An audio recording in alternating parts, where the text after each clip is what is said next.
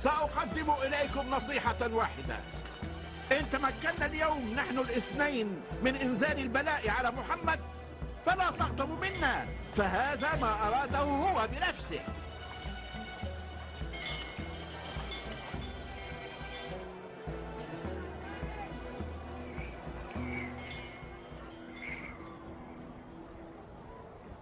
ما اسمك يا صاحب الطلعة البهية؟ أبو رافع، الغلام المحرر لمحمد المصطفى. إن طرحت سؤالا عليك فهل تجيبني؟ أجل، اسأل أيها النجراني. إن أراد محمد المجيء فمن أي اتجاه يأتي؟ من الاتجاه الذي أتينا منه، من الطريق التي سلكها الجميع، تماما من أمام شجرة النخل تلك.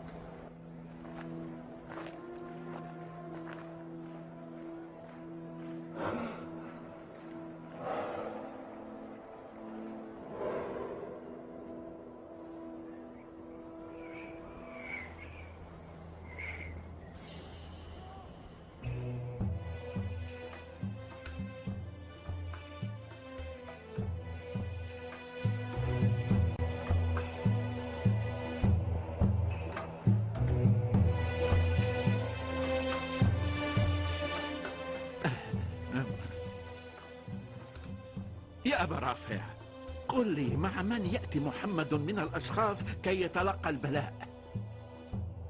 ذاك الرجل الذي إلى جهة اليمين هو علي بن أبي طالب، صهره ووصيه. علي؟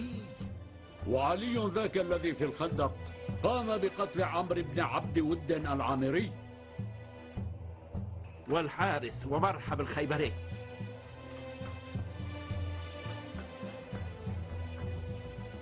أقسمت عليكم بالله، هل يوجد فيما بينكم رجل غيري لديه امرأة كزوجتي أنا، ابنة رسول الله وبضعته وفلذة كبده وسيدة نساء أهل الجنة؟ أقسم إن هذا الشرف خاص بك أنت. أقسمت عليكم بالله إلا قلتم لي، هل يوجد فيما بينكم شخص آخر غيري لديه ولدان كأمثال الحسن والحسين، ريحانتي رسول الله وسيدي شباب أهل الجنة؟ لا والله يا علي. ومن تلك المرأة؟ إنها ابنة رسول الله. وهي زوجة علي.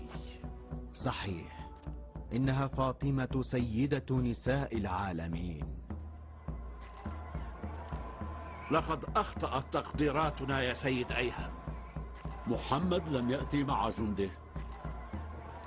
انظر، يا للهدوء والطمأنينة التي ترافقه.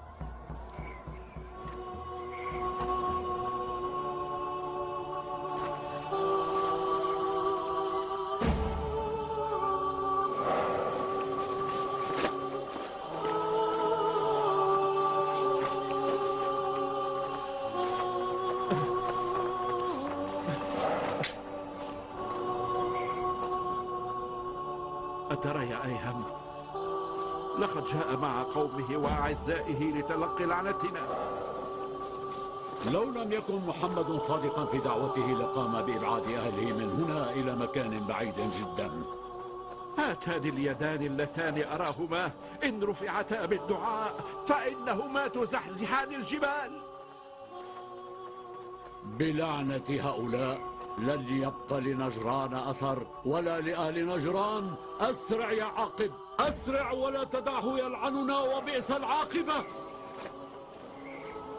اطلب منه ألا يلعننا، اطلب منه ألا يلعننا. مهلا، توقف يا محمد، لا تلعنا، لا تلعنا، لا